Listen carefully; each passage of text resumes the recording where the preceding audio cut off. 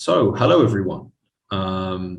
Welcome to our event, an introduction to virtual reality training, okay, for the corporate world. I'm your host, Evan, and yeah, I'm so impressed at the moment. We've got 47 people who've turned up, and so this shows us that there really is an interest in this topic. And yeah, thank you for taking the time out of your day to speak to us. So I just want to introduce the panelists first going forward. Our first panelist is Kushal Bose. He's the CEO and founder of Teledec. He has a background in nuclear engineering and is also a professional filmmaker. He's passionately involved with all aspects of design, including storytelling and deep learning, and he's based out of Chicago. Then we've got Professor Samir Mukherjee. Samir is the founder, managing director of VR/AR Academia, which is involved with VR practically since its inception. So he has a lot of history with VR. Samir is a professor and consultant with many global institutes and corporations and is the main organizer of the International VR Film Festival for 2022. We then have Dr. Mahesh Poffali, who is a professor of mechanical engineering in India. He's a subject matter expert in VR application software development in engineering and technical training programs. And then fourth, we have Romit Patil. Romit is a computer science graduate and has a long career as a game developer and VR training developer using the Unity engine. Romit is also based in India. We then have Bahar Gaukar. Bahar is based out of Teledec, India, and he's the chief executive in the Teledec India office. Bahar is a computer engineer and has 2 decades of experience in the L&D industry and deep expertise in learning management systems. And then lastly, we have Dr. T.K. Kuhn, who has a PhD in electrical engineering, specializing in intelligent control systems, and is the principal engineer in the advanced technology group at Navistar. He drives artificial intelligence related projects there.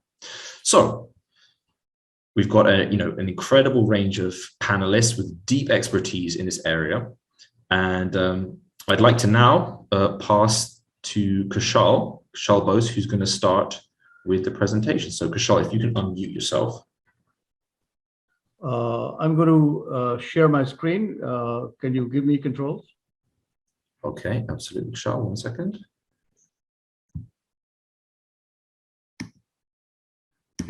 Okay, sure. You should be able to share your screen now.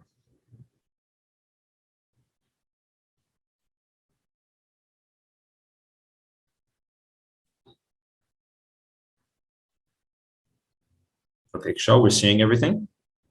I'm trying to find my. It's there. It's at the top. LI event presentation, Google Slides.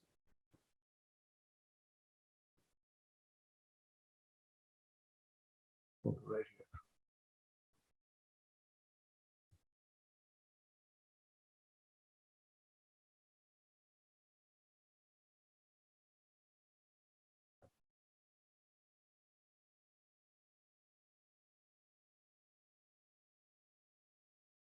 All right. Welcome, everybody. I hope everyone can hear me. But before I start the presentation, I want to set this all up with a little definition of what I have believed to be the key to learning, which is deep learning. The principles of deep learning is not new. It was invented in 1943 by 2 scientists, Warren McCullough and Walter Pitts, who actually wrote a paper on deep learning in 1943 out of University of Illinois, Chicago, outside of Chicago, Champaign. And that Walter McCullough was a computer scientist, and Walter Pitts was a neuroscientist. And they joined their hands together to come up with this idea that if a computer program can emulate the neuron sparking and the way the brain works, then it'll be a phenomenal learning experiment, because they were both working at the lab in Champaign. For the next 60, 70 years, this paper didn't get much attention, but as computers started developing and artificial intelligence came into being. Deep learning completely gained a lot of momentum into the how people learn and how there are short-term memories and long-term memories, and how that deep learning embeds information into long-term memory, and that ultimately evolved to virtual reality. And that's a little information that I wanted to share with you, because back 30 years ago when I started Teledec, my goal was to combine my experience as an engineer and education as an engineer, and also as a professional filmmaker. So storytelling, which is a very personal experience of actually experiencing a story or a song or something that's very personalized when you are watching, when you're listening, that combined with my engineering knowledge and skill set, I tried to emulate in a corporate learning environment how I could add the engagement principles in a corporate learning environment. So from that point onwards, for the next 30 years, I tried to really combine my two sides of the brain, storytelling, engagement, and data into my learning design. So I'm going to start the presentation with a little 30-second video, and then we will go to a slide presentation.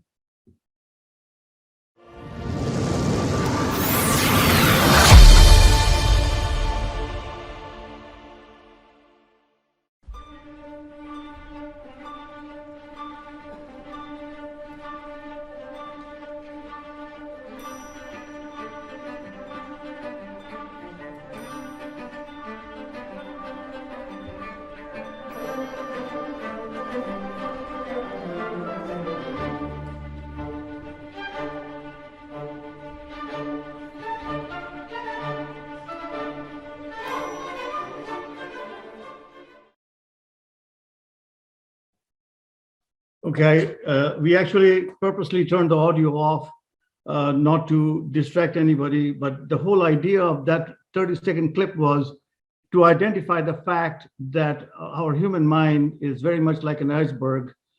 There's short-term memory above the water level, and there's a long-term deep memory below the water level. So right off the bat, our brain, the memory work with these sensory experiences that really touch, feel, oral, visual, and touch, and that is really what's very virtual reality take advantage of. So when you put the virtual reality headset on, you really blank yourself from the rest of the world, and these kinds of experiences, the feelings and the sensors, try to influence your mind, try to trick your mind into believing that you are actually experiencing whatever the learning program you're learning. So the virtual reality acts as a catalyst to really accentuate your learning, the learning process. So in this presentation, I'm going to try to be very briefly introducing you to the corporate way of looking at VR and how people have implemented it, and what do you have to do, a sort of a roadmap to really implement virtual reality at your workplace. So our presentation is, I broke it up into 5 topics, just a little bit about the science of VR, and then the types of VR, and the VR success stories in corporate L&D, and finally the VR roadmap. And what do you have to do? What are the steps? And then at the end, I give you a couple of links to really look at further your knowledge about VR. First, the science of VR. VR is actually really a function that takes advantage of the hippocampus that is responsible for our memory and creating mental maps of space. And this is a plastic and vulnerable structure that's in the temporal lobe of our brain. So in this hippocampus area, what it does, it creates a cognitive map of the environment that the person is in. So when you put the goggles on, you're in a new environment completely. That really is where hippocampus comes into play and makes you feel that you are, you compute your distances between the subject and the surrounding. There's something in the front of you is like a building, or something that's far away like a mountain. So all of that, hippocampus leverages that. So in a virtual reality, by adding more senses to your learning experiences, we try to reach deeper into your memory. The more senses you engage, the easier it is for you to remember it. As you know, in corporate learning, remembering the right information at the right time is key to survival. Whether it's plastic surgery, or it's safety, or you're handling 22 kilovolts of transmission wiring, it's all about recalling the right information at the right time, and deep memory comes in very handy for that. So with that, there are many technology that is being applied to that to really involve. Lots of different people are manufacturing. A lot of different manufacturers are doing a lot of experiment with their computers. Just very much like how when the mobile phone came in, Nokia and Samsung and Motorola, all different people came in. Computers came in the same way. So virtual reality is going through that that phase right now. Virtual reality and augmented reality. This is something that's very unique, that it overlays graphics and digital content over real world images, and you can compare the two at the same time simultaneously. A mixed reality combines both the virtual reality and the augmented reality and creates hologram, and you can actually respond simultaneously to both the real and the imaginary world in the VR. And extended reality is really encompassing all of this thing, and that's really very much in the works. Is really, as you can see in the glass, there's real world, you can see the glass, plus there's Google Map, and there's direction and all of that. So how it all fits together is this. The VR, MR, and AR is all encompassed together in an XR. And I listed some of the main players who are manufacturing in each of this area. Now let's quickly look at the VR applications in business. The picture that you see here is an actual picture of a technician fixing an automotive engine in a real world. But he is really collaborating with another specialist who's troubleshooting the problem with this engine, who's sitting thousands of miles away.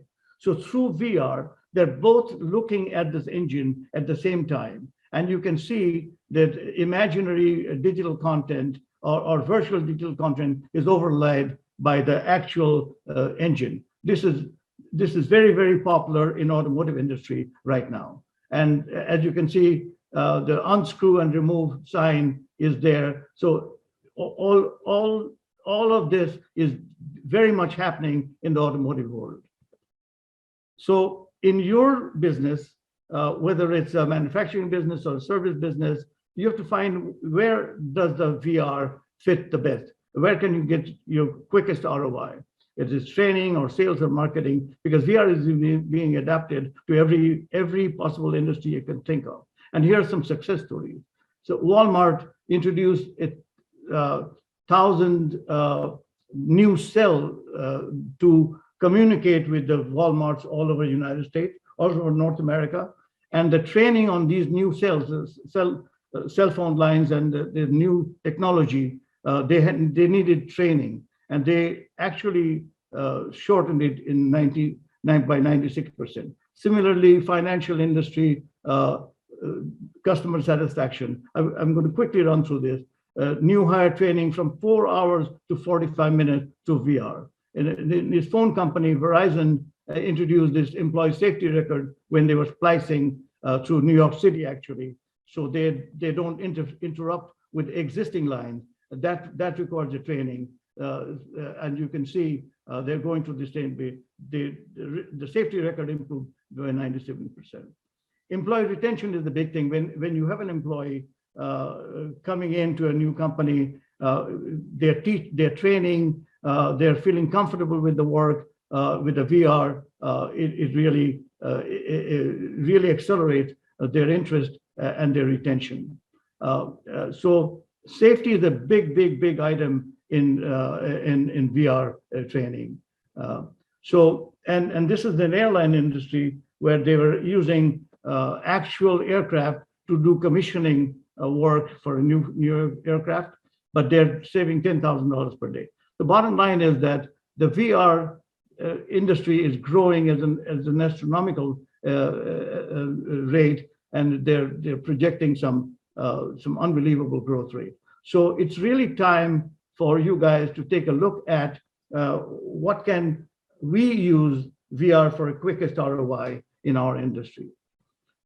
So the next part of the presentation, I'm going to very quickly go to the roadmap of how a VR is implemented, how VR is developed. So there are actually 7 steps here that I put together. First of all is the strategy for the client.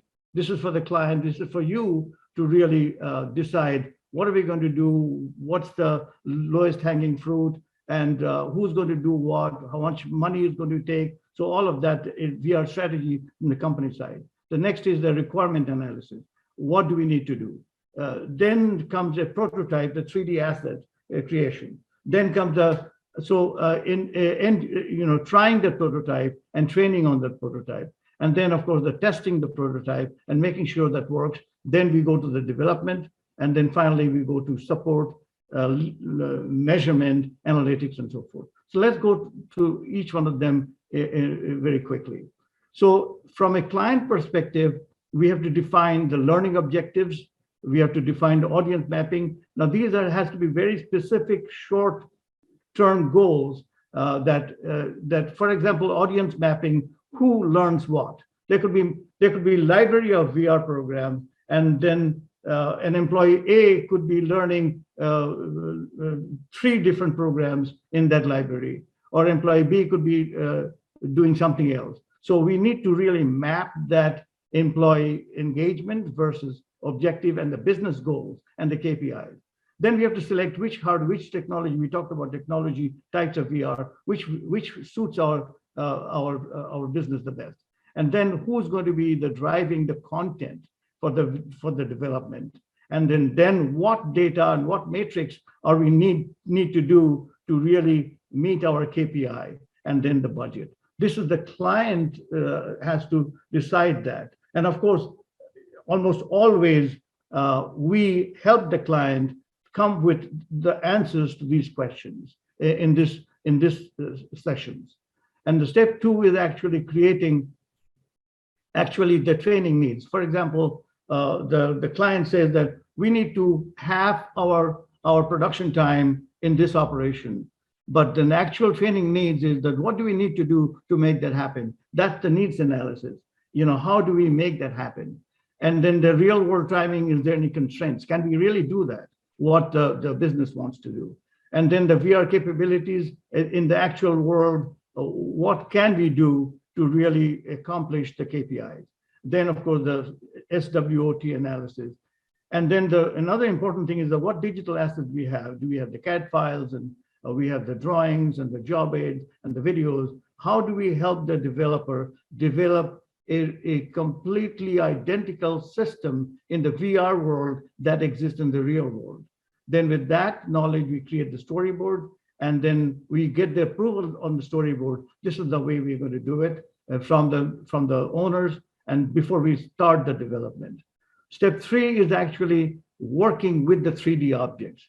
We reach out to your CAD drawings and files and process study, and then we actually try to create the physical environment in the VR win. We actually create the 3D objects. We take the cues from videos and digital assets and build the metaverse.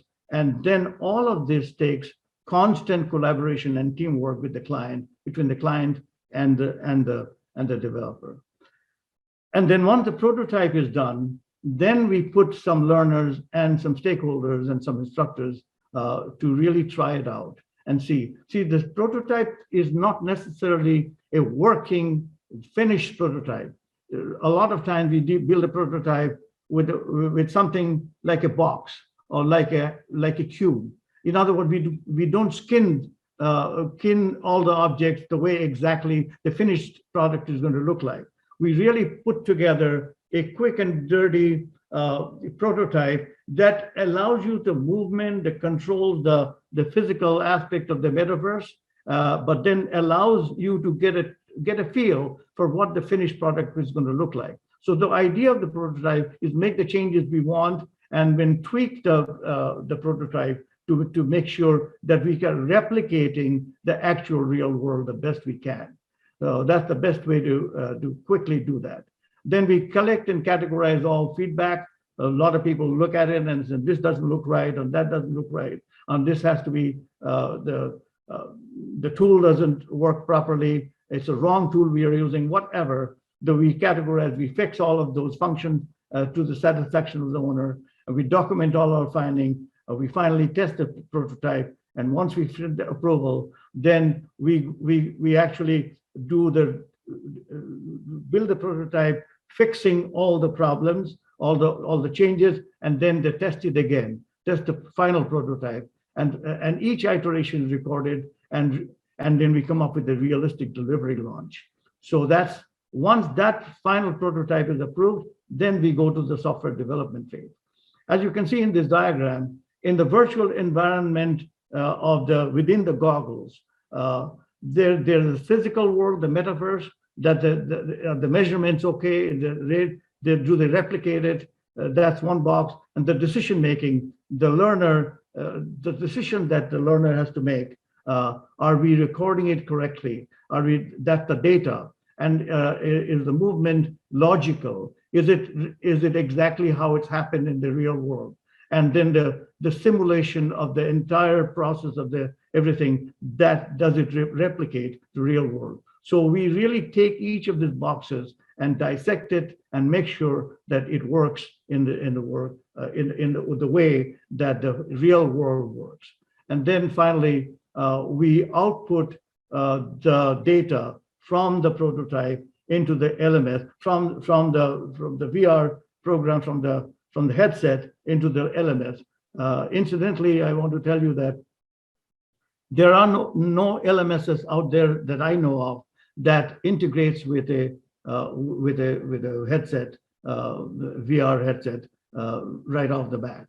So the difference between this is a very important point. The difference between the LMS and I call it an EMS.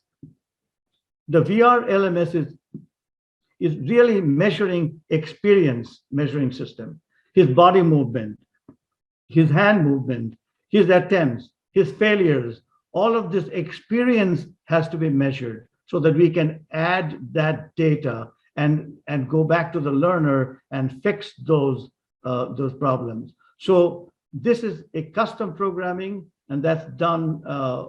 And we have our LMS system that we customize to each of the client's needs, exactly the way it needs. And then we generate performance reports by exporting the data from the LMS to a Tableau or some other software that the client likes to have. And then we want to make sure that the expectations are met at this time. So that's the process. And I know the most important question is how much does it cost and how long does it take? There's no straight answers for that. I would refer you to this YouTube videos. They did a very good job in explaining the different situations and the different environments and the different tasks that allows you to really estimate what's your case. But in all cases, in most cases, the tools, as you can see, there's not one tool. There's a 3D tool like Autodesk, there's JavaScript, C#, Unity is the main tool, but there's Ableton, which is an audio recording and mixing tool. So there's a whole bunch of tools that take place. So so that's really the end of my presentation, and I want to make sure that our presentation helps you with to really think about the next steps in your organization, and how the whole idea is to really make sure that a dialogue is created. You're thinking about it, and we are there to answer your questions. And so I hope you have some questions for us. Do we have any questions, Evan? Thanks a lot, Kushal. Thanks for the great presentation. Yeah, we do. We've had some questions come in already. Just KS, yes, we will be sharing the slide deck, and we will also we'll be sharing the links on the slide deck, but we'll also share the links via email as well. So we'll be sharing all and the video, everything together in a complete package, and you guys can refer to it. We're going quickly because we want to try and get to the questions as quickly as possible. Exactly. So exactly. Thanks a lot, Kushal. I'm just going to share my screen now, and then we can go to the questions. So Chris has been busy adding the questions here. Is everyone seeing these questions? Kushal, are you seeing this question? Yeah, I'm seeing this question, yes. What are the main obstacles to implementing VR training for corporate learning? I think I would like to have Dr. TK answer that question, because he is more in implementation in the corporate world. TK, can you answer that question? He is still— Yeah, sure. So VR and AR for corporate learning, AR is more suitable. VR is more show, and it requires very high bandwidth. So the main thing between now and what we want a VR, you can imagine VR like playing computer games with very high graphics, but you cannot put a very high graphics computing power all in a goggle, right? And then you need a very high bandwidth. So we are one step towards VR AR. So with 5G, I'm envisioning when we have 6G, when we try to put from corporate so-called engineers to the hands of consumer. When you talk about learning, it is touching consumer, it's touching the people who's learning. That is where Google Glass coming in, and Google Glass didn't succeed, but Apple Glass, is coming, and they think they will. So number one is computation. Number two is speed.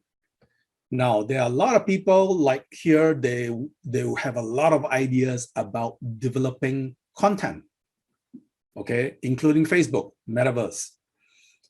But the enabler where they start sparking is speed, computational speed, and transport speed.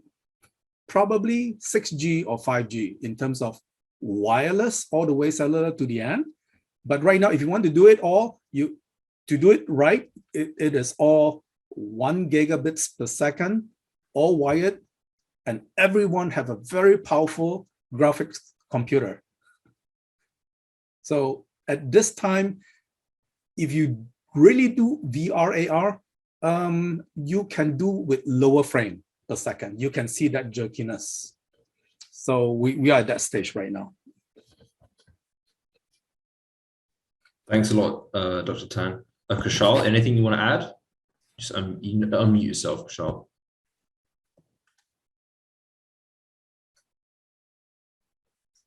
Okay, so we'll just go on to the next one. So Vivek, so we've got this question that comes from Vivek.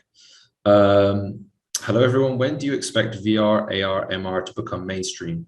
When will we reach our first billion people using this medium? So this is for Professor Mukherjee. So Professor Mukherjee, could you answer this? Greetings to everyone. It's a very interesting question. Before that, I am just telling you a small thing. This morning, I'm just going through a McKinsey report. They said that in 2030, there will be 5 trillion turnover in this. Don't you think that it is already in the mainstream? If that much of 5 trillion in 2022, we have a transaction of 200 billion. Don't you think that it is already in the mainstream? It is in the mainstream, absolutely in the mainstream. It's growing gradually and changing all the parts every day. I am giving some small ideas that today is the metaverse world. It's not VR, AR, MR, XR kind of world. It's a metaverse world. Okay. So what is metaverse? If you understand what is metaverse, then you can understand it is in the mainstream. Metaverse is a combination of three different vertical. One vertical is the VR, AR, MR, XR. Another vertical is the NFT. Another vertical is the blockchain. Till you are asking me that it is not in the mainstream. It is, of course, in the mainstream. I think so. Thank you very much, Samir. So yes, so it's already in the mainstream and it's just going to continue to become more and more mainstream. That's awesome. Okay, thanks a lot. So we go on to the next question. So we have George. This is for Dr. TK again. For training, deployment is important. Can this be cloud-based so that students from various parts of the world can log in and just use the VR goggles remotely? Thanks a lot. That's yes. a good question. Yes, this is ideal. So a lot of training right now, if you want to do it, do it locally. It's not going to be cloud-based, but ultimately when you want to scale up, it will be cloud-based. So students from various parts of the world can just use a VR goggle to be like Apple goggle. Before, do you know why Google Glass failed? Because of content and more expensive, right? Right now, Apple Glass is selling for $500, and they found a niche. So they are very important to gear towards the end user. So I think as long as we are not into this very high fidelity game graphics, it is okay, because all of this will compute, number one, in the cloud. Number two, we have speed to do so. So the answer is the students on the various part of the world can use Google Goggle or Apple Goggle to do training. So we are just waiting for people to come up with this content, because the major content will be, the platform will be done by probably Facebook and Microsoft in the semi-world, Meta in the metaverse, but they only conquer certain part. Why Meta? Meta is less bandwidth rather than real graphics. Meta is less bandwidth. You can just say, I can give you a Meta, one person, coordinate and give some properties, very little information, and then you can reconstruct that person in a metaverse. Whereas in the graphics, you have to draw all the polygons of the head. That is a lot of computation. So metaverse is really a way to go for today's technology. And if you want to use that technology on top of that to put your training, that is the way to go. Thanks a lot, Dr. Sam. So yeah, absolutely. So the metaverse is how this is going to be achieved, this vision. Fantastic. And so we, as Mukherjee said, we already have this already. It's just we just need to take advantage of it. Okay, so and dear Alan, what format is the headset output data?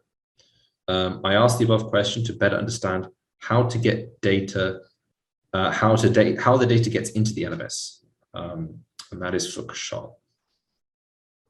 So Kushal, can you unmute yourself?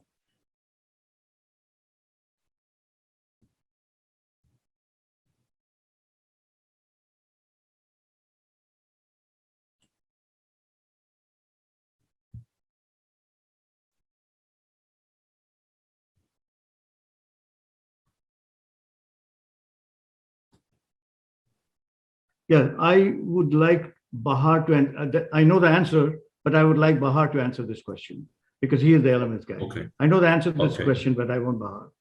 Okay, absolutely. So Bahar, if you can unmute yourself. Yeah, absolutely.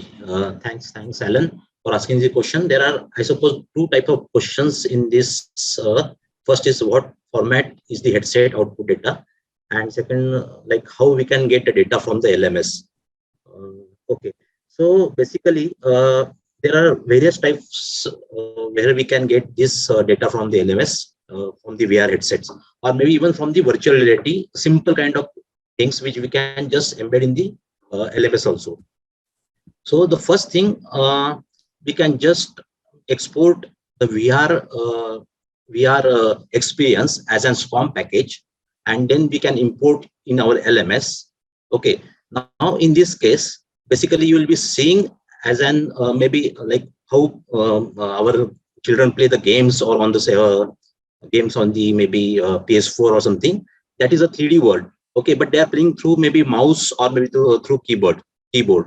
So we can just export those in our LMS and they can play to our desktop. This is the first thing. Second thing is about the VR headset, where they actually get immersed into that world. So this is very important. So there are various types again from where we can get the data. Like there are some protocols also like SCOM, LTI or XAPI, from where we can exchange the data with VR headsets and LMS. Okay. Coming forward, we can get like if the person is just wearing headset and he's offline, he's doing some things. There are some files which actually record the steps which the learners had taken. Okay, so we can just export those files in our LMS and we can see all the records what he has been doing across the training which we are given to him. Second thing is the online experience where he will be directly doing some things and the LMS will start capturing those things to our LMS. So these are like various steps where we can maybe capture data on the LMS through VR experience. Yes, thank you. Does Ramit want to add anything? Ramit, do you want to add anything to that? Yes. So first of all, thanks everyone for the joining. And I'm as a computer science engineer. So let me explain what the LMS and the virtual reality will be the connect. So virtual reality, when we are doing something, so we are recording and we are sending data to the LMS system. So how we are sending the LMS system with the REST APIs? What are the REST APIs? Is the bridge. Is the bridge between the Oculus device or the VR device and your LMS system. So what we needed from your LMS system is first is your LMS system can accept our is they have any open APIs are there, so we can exchange the data. And second thing, we have already created a web page and all. So as you can able to integrate a web page on your LMS system, so it will be very helpful to show all the details and all the activities which running on the Oculus device and to your LMS system. So I think that's hope everyone can understand what I'm trying to say.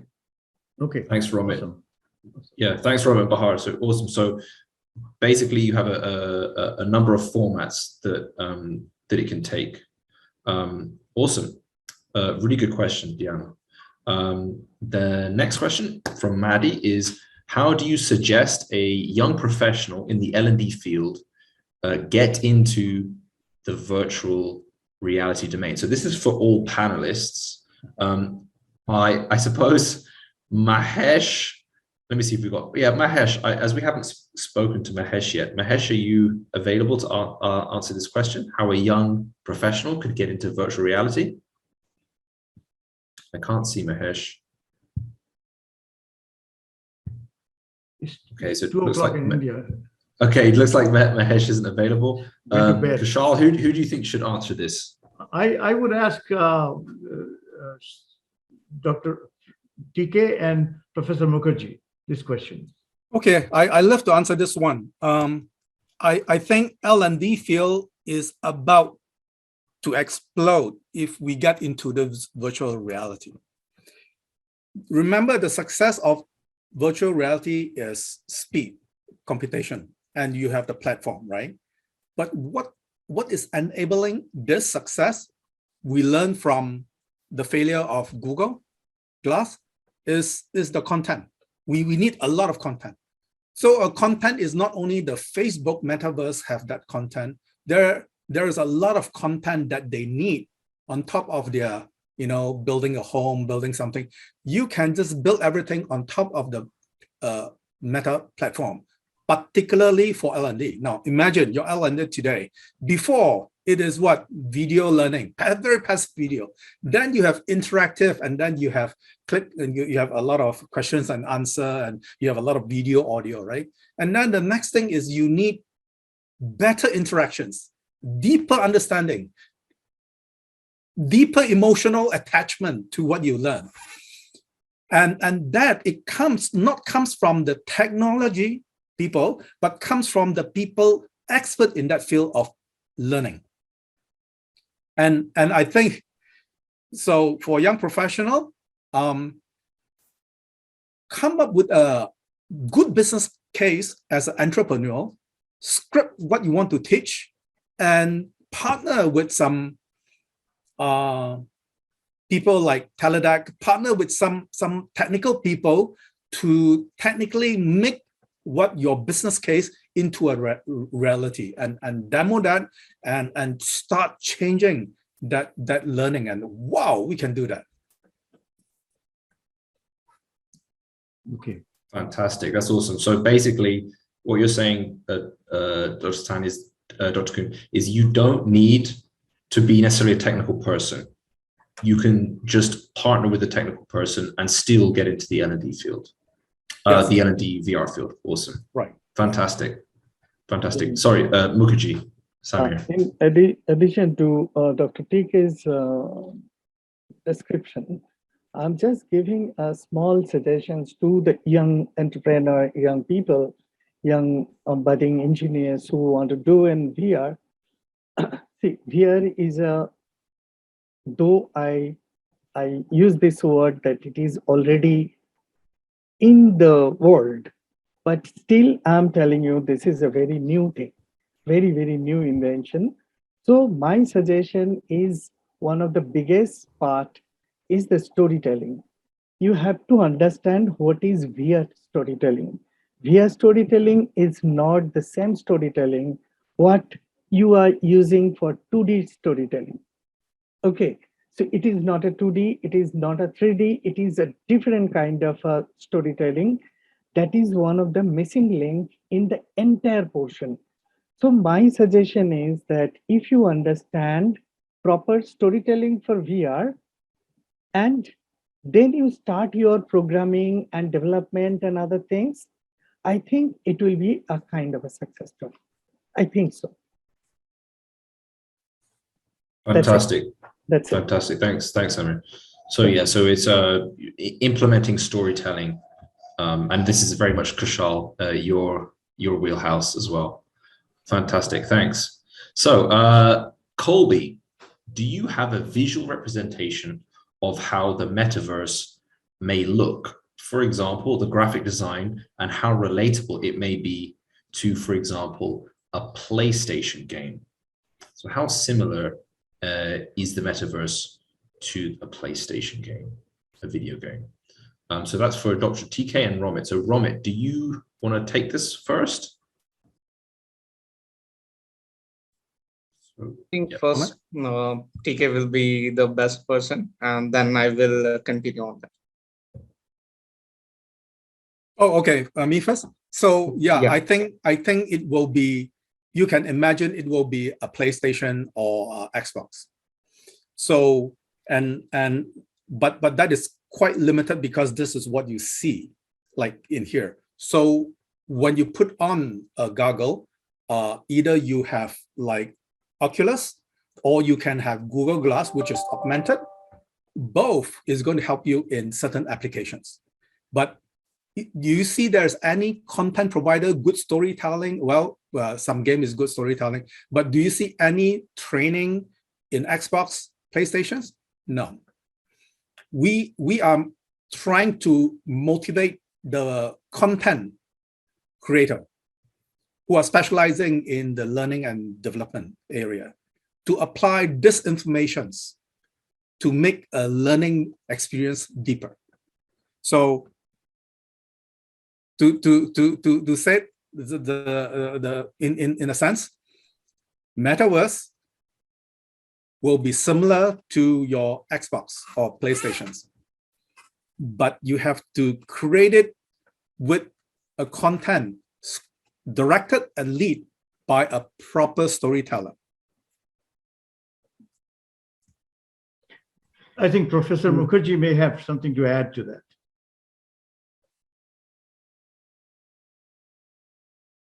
But Dr. TK used, that's absolutely fine, absolutely fantastic. But let me use something in this. See that the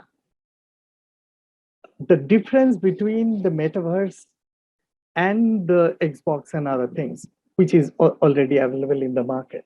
Okay, metaverse,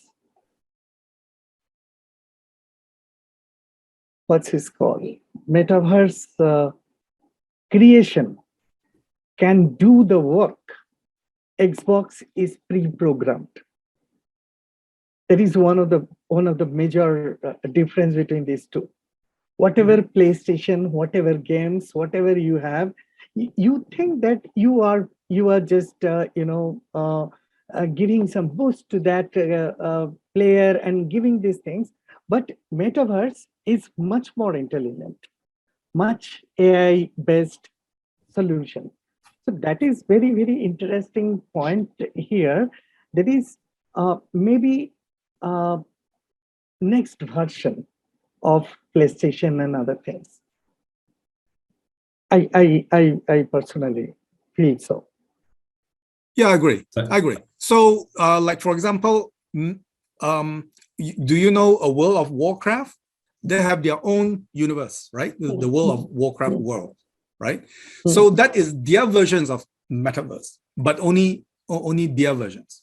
And a lot of people, I don't know how many millions people is playing, right? And then Facebook, they are coming up with their versions of metaverse that they invite all the people to participate in, right?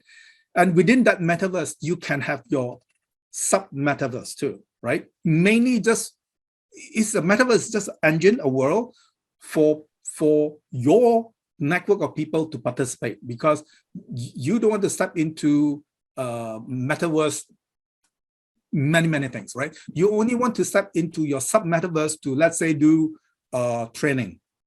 It's a very small metaverse for you to train. Okay, like how to hook up the engine, how to repair, stuff like that, or how to speak, how to interact. Like I like to learn Hindi, I like to speak French. You can do that all in your training metaverse. So I say that then you want to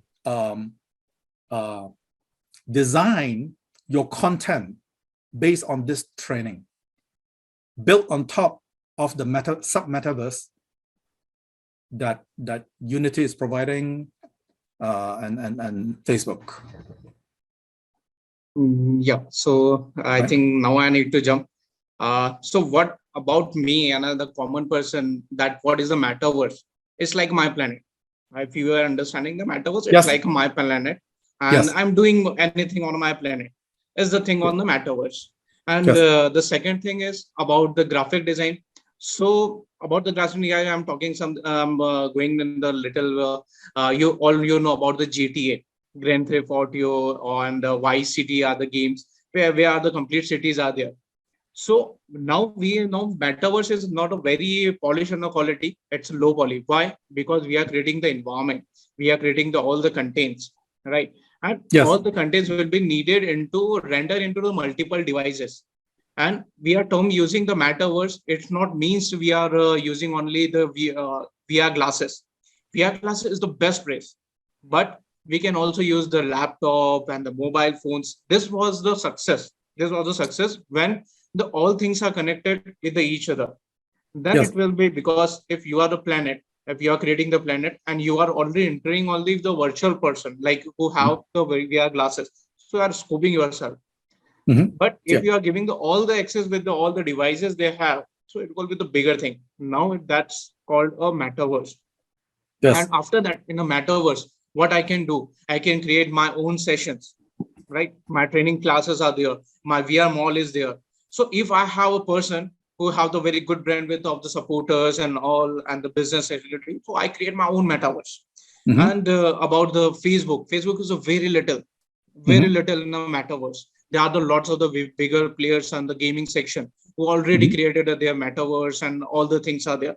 But Facebook are doing the marketing and they are showing that we are doing a lots of the things. They are doing good, but they are only capturing the 13% market. But other percent markets are shared by the other people who are already training the youth. Youth, what do you mean by the youth? It's from the 12 years to a 35 or 40 years. They are already entered into the VR, and all the things of this metaverse something. And this was very important because when we are talking about who was doing the work and all, so these are the peoples who already, so the gaming industry already training them peoples. Okay, so this was a very important. And I also cover up some previously question that the obstacles are there. So we are as an engineer, so we already need to figure out the way. And right now we don't have any the 4G and the 5G. We are already in the India, so we have very network issues. But we figure out the many solutions. Right now in 100 Mbps, it's I think it's a very convenient in India and other countries also. We are giving the very seamless experience in the virtual reality. So what we are doing, we downloaded the data and we are already transmitting text files like animations and all. So it was very seamless experience and a very low bandwidth also. So there are lots of the solutions is already working on.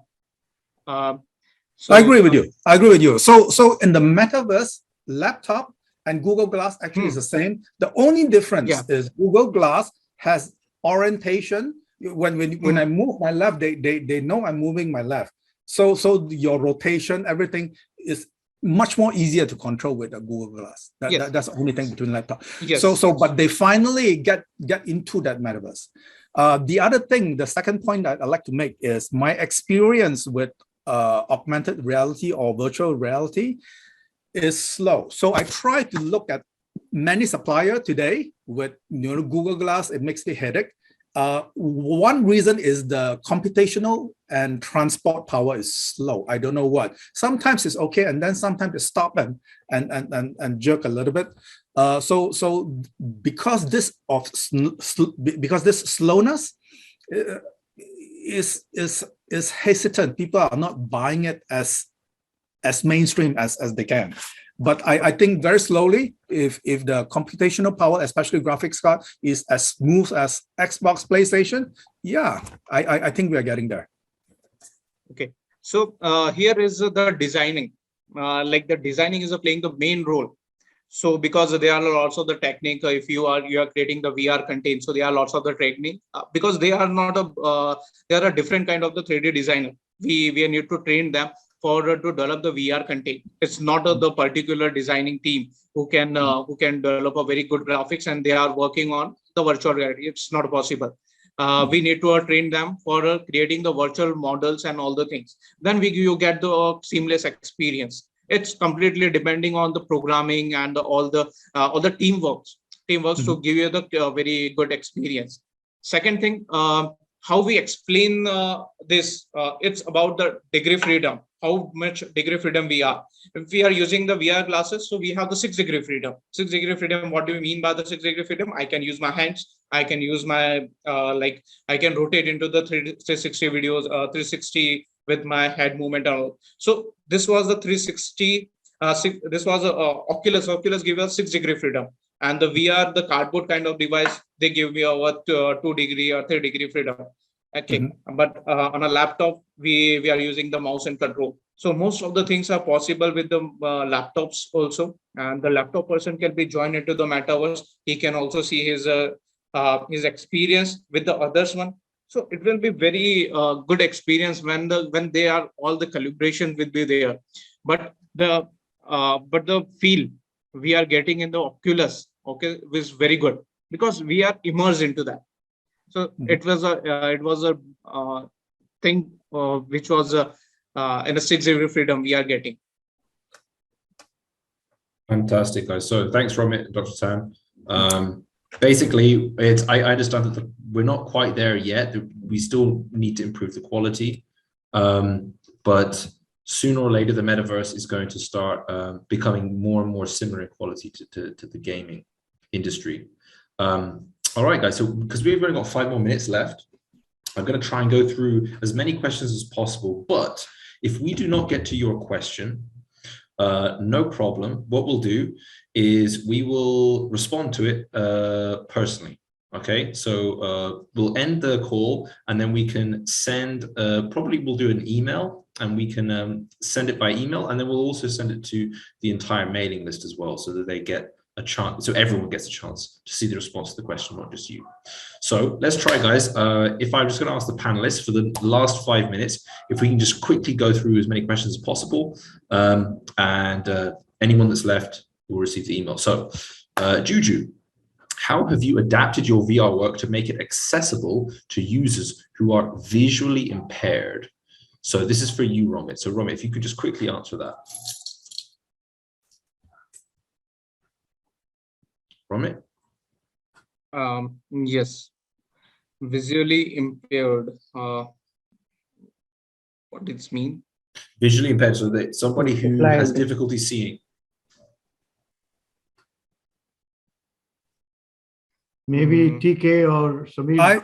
I will say for visually impaired, people will be blind. Then they hear a lot of instructions, and therefore a lot of things that they help the assistant. They'll say, okay, go right in front is something. They will instruct to you what's out there in a very summarized format, right? And maybe there's some tactile sensor to give you some finger feedback. I think that's about it, because in the virtual reality, we haven't got into a smell. Right now, it's just visual, audio, and tactile right now. Okay, fantastic. Please, Ramit said that 6DOF, with this 6DOF, and another very interesting part in this, that it's called in VR, that plausibility effect, like with the other haptic and other things, we are getting impulses. And from that impulses, we can understand that this is that particular place. Like if you are in a seaside, so if you heard some sound of wave, even if you go to the seaside in the night time, you are not seeing that foam and other things, you are just listening the sound of the wave and all this. So Yes. It's called all plausibility effect. This effect will give you a kind of a feelings that yes, I'm there. So there is so many this kind of software is available in the medical or healthcare applications, and it is very much possible and very interesting field also. Mm-hmm. So therefore, Fantastic. We should have a very good sound, as real as possible, plus something that you see, you try to describe, annotate it in the meta text. Trying to take, oh, you're on the seaside, and then you have a sea sound. Yeah. I will also like to add something here. There are some VCAT standards which generally e-learning follows. Okay, so for the visual impaired, like what should be the font size, what should be the colors, what should be the color combinations, so that they can maybe just try to get better vision of them. So we can use those kind of standards to maybe implement for in the VR, so that they can have some better experience rather than just maybe not understanding anything. Yeah, it is applicable for the partial. Yeah, that's true. Yeah, but if it is a complete blind, then you have to have that plausibility effect. Except that you can't do anything, and 6DOF and other different kind of impulses, you have to make it artificially, and you have to give this idea to that, and that guy will absolutely, it will be clear, yes, I'm there and I can feel that and all this. Perfect. Yeah, that's true. Kind of, yeah. Like, Right. I'm just giving another small example. Like, if you close your eyes, okay, and if I put you on a stretcher and I pull you to a room, and if I say that this is a hospital room, you will not believe that. But if there is a kind of a fragrance of hospitals, you'll feel that that is a hospital room. You Perfect. understand? So that's Yeah. called plausibility effect. That's That's a true. pretty interesting concepts. That is the reason I'm telling to every students, everybody, that please try to understand what is the VR storytelling, how to tell that particular story. That's the interesting part of it. Ivan, I know we are about to end this. I would like 30 seconds for Professor Mukherjee to tell everybody about your International VR Film Festival that you're organizing in December. Very quickly, just invite everybody. Yeah. We are organizing a VR Film Festival. It's a global VR Film Festival, okay? And everything there, we will launch our website on 1st of July in Metaverse. We have film in the cloud, and film will be screened in Metaverse. There will be a award ceremony in Metaverse, and there will be a fashion show in Metaverse and in different country. So the entire show is designed in such a way that people will have a different kind of a concept. This is a very new concept, and we seriously work hard to make it a big success. I'm seriously inviting all you people to join with us, and I deeply believe that it will be a different kind of avenue for the future. Thank you so very much. Probably Amazing. I finished it. Can I shake your hand in the metaverse? Of course, yes. You You can- do. I just have to say namaste, or I really can you put my can. hand out You and can be a shake shaking your in the hand. middle. You can shake your hand. Oh, really? Okay. Yes, That is yes. a real metaverse. Yes, Okay. yes. You can shake your Fantastic. hand. All right. Thanks, guys. So for everyone who, as I said, we haven't who hasn't had their question answered, no problem. We will answer your questions. We will give you the recording. We'll send everything, the slide deck, everything to you via email. Okay. Please reach out to any of us. You can find us all on LinkedIn. You can reach out to Kushal Bose at teledec.com. It's through Kushal's email that we've been sending everybody email communications, and it's where we'll send the recording and all the future communications. So I just want to thank our panelists. You've done an absolutely incredible job of answering questions. I want to thank Kushal for bringing us all together. It was Kushal's idea to do this, and more than anything, I want to thank every single person who came. So we had 90 people in total, including the panelists, come to this event, and I'm very, very happy with the attendance. And I just want to say thanks to everyone who came and took an hour out of your day to listen to us talking about virtual reality for corporate training. Anything you want to say, Tan? Because you raised your hand. Oh, no, I just want to clap my hand. I raised the wrong hand. Right. All right, I just want to end by saying this, that this is a quarterly event for us, Teledec. This is also a satellite event for International VR Festival, of which I work very closely with Samir Mukherjee. And we are both passionate about this VR going forward, and I know all of you are.